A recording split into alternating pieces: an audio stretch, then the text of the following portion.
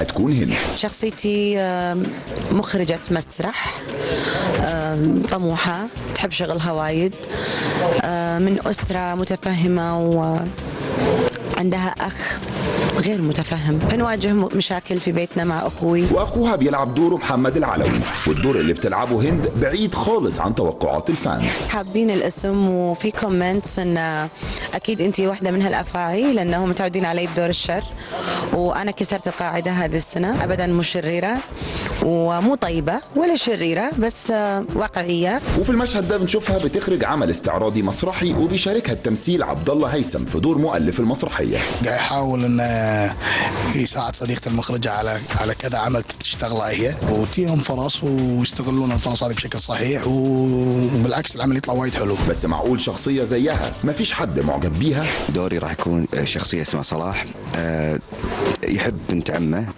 ويعيش قصه حب، مشاكلها وبحلوها ومرها. وبعد مشاكل كتير بيواجهوها بسبب العيله، نهايتهم هتكون سعيده. بس ميثم شكله بيواجه دايما مشاكل مع الجنس اللطيف. انا اول مره اشتغل مع مخرجه، في احراج يحوشي مرات، يعني بعض المرات، لكن مع الايام صراحه هي ما شاء الله قياديه، يعني فتعرف يعني تعرف تقرا كل واحد.